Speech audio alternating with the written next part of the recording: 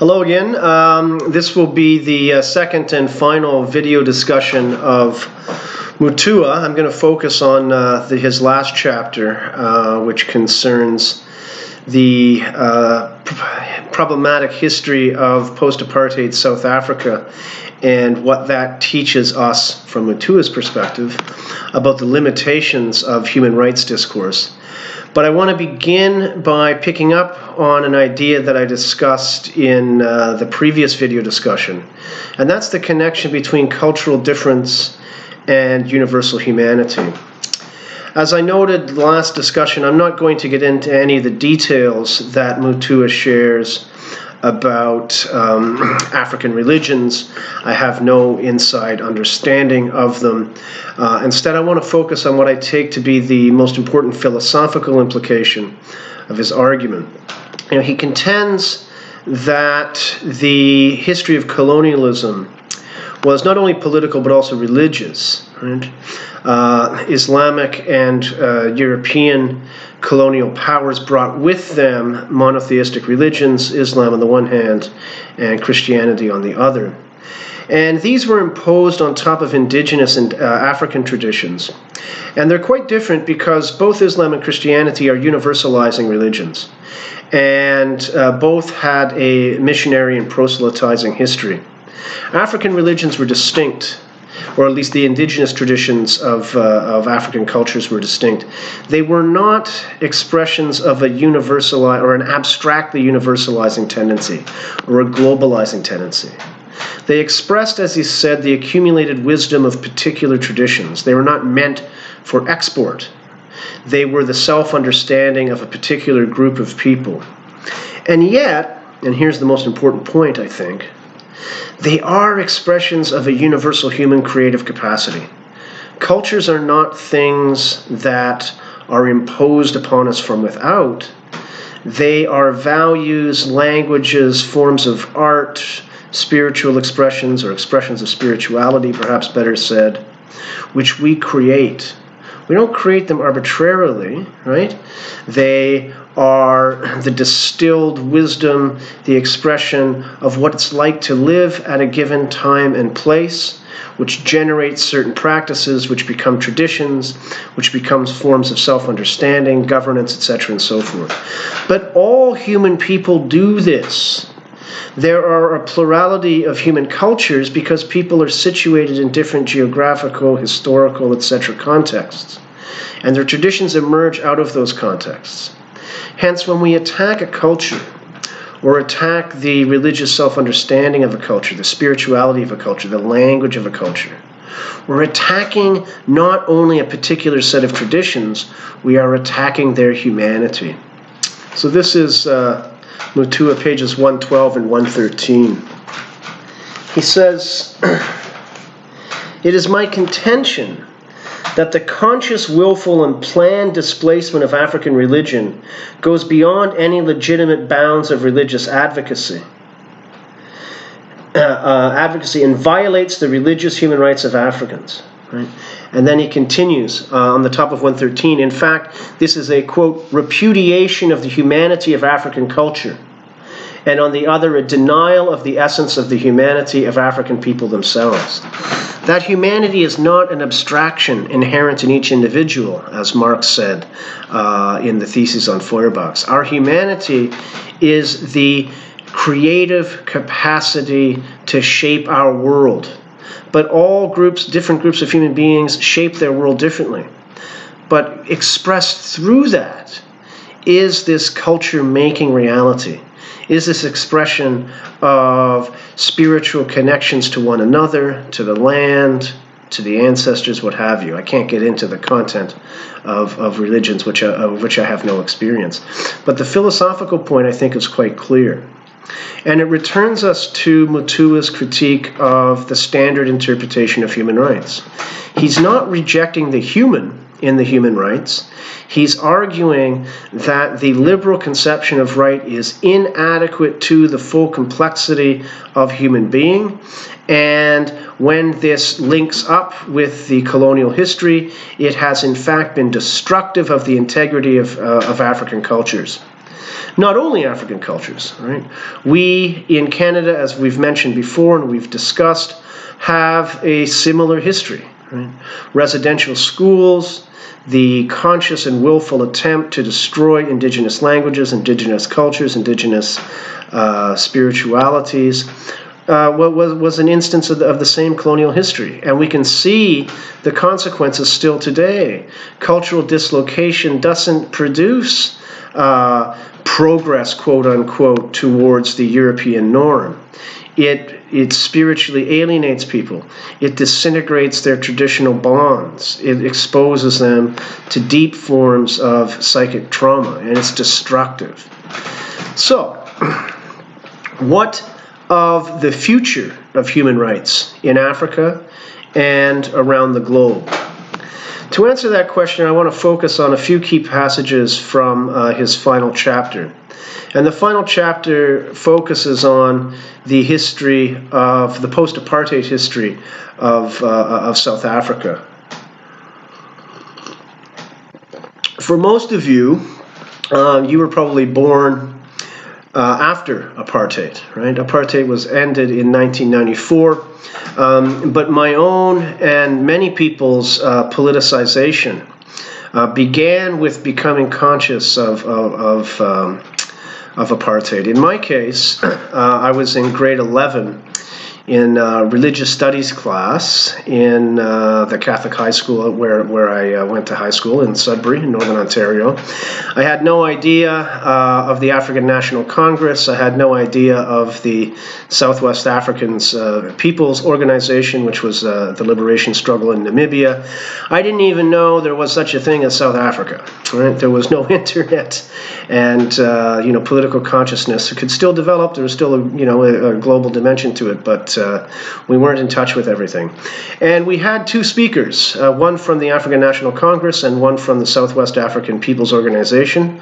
In a post-9/11 world, they probably would not have been allowed into the country because both those movements were armed, and the ANC and SWAPO were both regularly denounced as terrorists.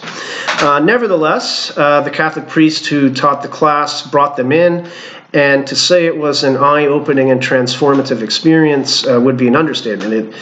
Becoming aware of that conflict really kind of politicized me, and I've not always been as politically. I've been more or less politically active since then, when I was 16. But that was the moment of politicization. And it was a moment of politicization because what came through so clearly from the militants from ANC and SWAPO that came to visit us was that they were suffering a form of dehumanization that we could understand intellectually, and they wanted us to understand intellectually, right? But which we couldn't necessarily feel, but we had to try, right? To literally imprison in their own country and to create these fictional countries, Bantustans, was the deepest denial of the humanity of Black South Africans, and this resonated with me. It resonated with my classmates, and it resonates through Mutua's disappointment. And the primary feel of that final chapter is profound disappointment at what has become of post-apartheid South Africa. He notes on a number of occasions that the South African Constitution, which traces its history, the post-apartheid Constitution, which connects up with the African National Congress's Freedom Charter, which was their, sort of program for a free South Africa. He notes that it was quite consciously developed with the Universal Declaration and the Convention on Political and Civil and the Convention on Economic, Social, and Cultural Rights in mind. He calls it the world's first human rights state, and in that regard, exemplifying what Louis Henkin, who is an important American legal theorist, historian of human rights, calls the age of rights. So we live in the age of rights. And Mutua says that's great that we live in the age of rights. But what has changed on the ground for Black South Africans? Very, very little. And that is because a fatal compromise was made, according to Mutua, by the first ANC government. And that compromise was with property rights.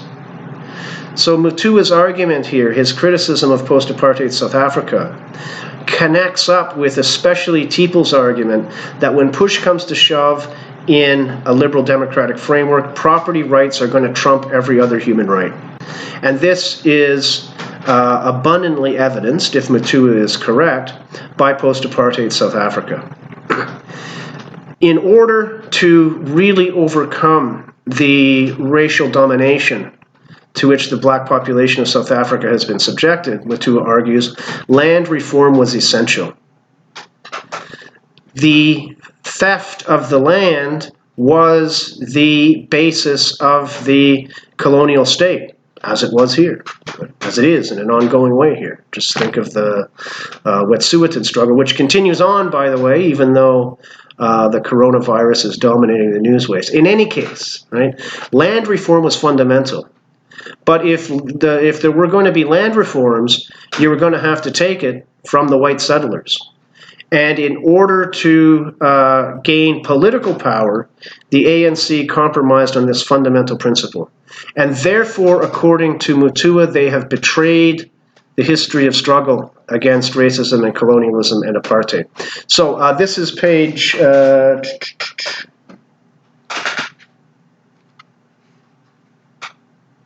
Sorry, 1 second. Yeah, first of all, page 128. Right? He says, the most important feature of the post-apartheid state is its virtually exclusive reliance on rights discourse as the engine of change. Without a doubt, the creators of the new South African state have also relied on other discourses such as international diplomacy, negotiation, and a variety of secondary approaches, but it is the contention here that the rights discourse has been the predominant medium for change. Right? And then he continues further down, 128. He says, disenchantment echoes the critique of rights discourse double-edged quality. Rights can be deployed to protect the powerful and the status quo just as easily as they can be wielded to advance the interests of the weak and excluded. Well, the ANC struggle and allied movements was not for the sake of protecting the property rights of the diamond corporations, De Beers, and so on and so forth. It was for the sake of satisfying the conditions of fundamental substantive equality and freedom for the majority. And the rights discourse that has structured the post-apartheid state has not been adequate to that goal, precisely because, as Teeple argued, civil and political rights on the one hand, especially the right to private property, is contradicted by social rights. Land reform, right, returning the land to the majority African population, would violate the private property rights of the minority white landholders, but it would establish material equality, which is the foundation of any kind of social justice.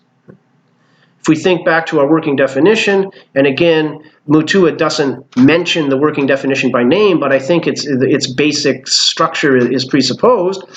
If people's needs aren't satisfied, if they can't satisfy their needs through their own labor, through their own traditions, on the basis of their own institutions, they cannot be free, and therefore the society cannot be just. Right? We are owed, at the most basic level, those goods which we require to live, which we did not arbitrarily choose. Right? Land, control of the land is first and foremost. That's where the food comes from. That's where the minerals come from that we make things out of. It's where the waters come from, etc. and so forth. So the rights have failed the struggle. And this shows that you cannot map human rights that emerge from a European history and a European tradition to solve European problems onto African societies.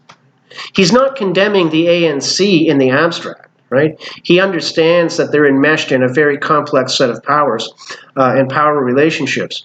Nevertheless, right, facts are facts for Mutua. And the goals of the struggle have not been achieved, and human rights discourse has proven inadequate to the job. Again, a couple more points.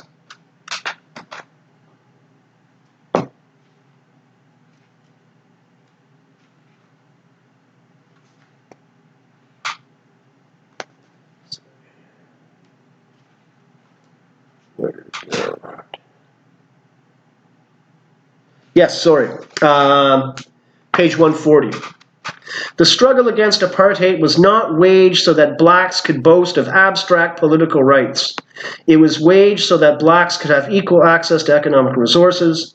Majoritarian democratic rule constrained by particular notions of property rights does not necessarily lead to the economic empowerment of the majority.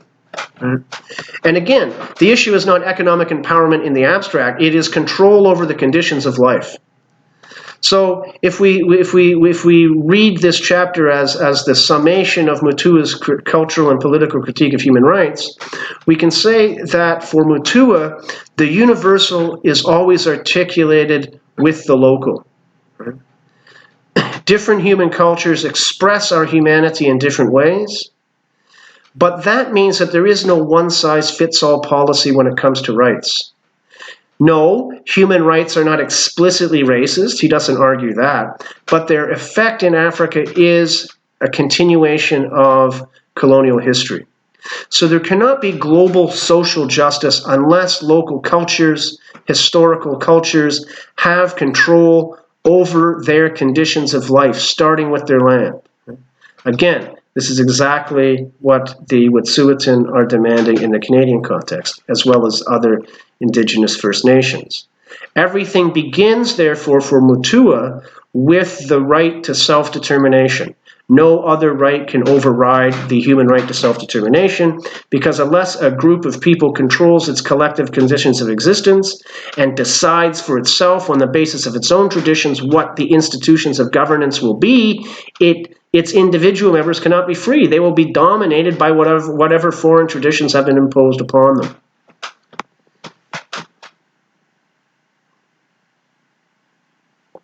So, to sum up, Mutua does not reject universalism, but he defends a universalism of a complex and concrete form. It could be understood as a version of Donnelly's relative universalism, and I leave you with that question.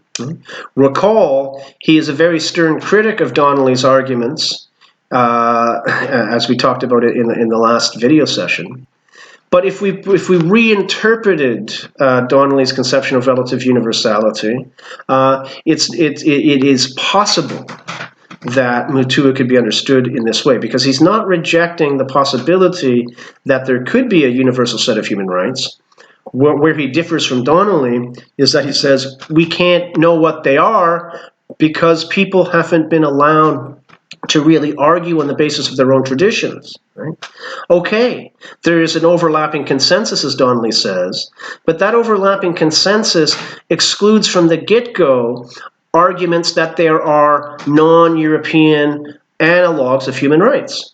So it structures the conversation in an exclusive way. The argument, the intercultural dialogue that needs to happen has not been egalitarian. So Donnelly's contention that one way that we prove the relative universality of human rights is by appeal to this overlapping consensus that grows and grows and grows, Mutua would say, yeah, but people are forced to speak the language of human rights before they even get to the table, so it's not a real overlapping consensus. If we took seriously African conceptions of human rights and built an overlapping consensus on that basis, then we might be getting somewhere towards universality, towards relative universality. But we're not there. And so Mutua concludes that, in a way a little different from Teeple, human rights might be principles of the future. Teeple said they're absolutely not, they're principles of the past. Mutua says they might be principles of the future, but they have to be locally grounded. And whatever set of rights turn out to be universal can't simply be the universalization of natural rights from the liberal tradition. They have to accept the reality of African conceptions of human rights. Perhaps they have to embrace other indigenous traditions. Perhaps they have to embrace Islamic conceptions of human rights and so forth, right? But whatever set is arrived at, it can't be sanctified as universal, so to speak, unless it emerges out of a genuinely egalitarian cultural dialogue. So I'll leave it at that. There are 2 papers left, Giorgio Barrichello and Rachel Lorna Johnstone's interpretation of the International Convention on Social, Political, and Social, Economic, and Cultural Rights, and my own. These represent what I have called an attempt at a life value synthesis. Synthesis of what? A synthesis of the standard interpretation of human rights, or the Universal Declaration of Human Rights model, and the more radical criticisms we have seen. So I will post the remaining written notes, hopefully by the end of the weekend. I don't have much to do except work and drink, and I don't want to drink too much. I'm getting a little stressed out. It's not healthy. I'll try and put my energies into work. There's not much going out possible. So I hope to have that done by the weekend, and probably the videos. The final exam question is taking shape. It will be fair to everybody.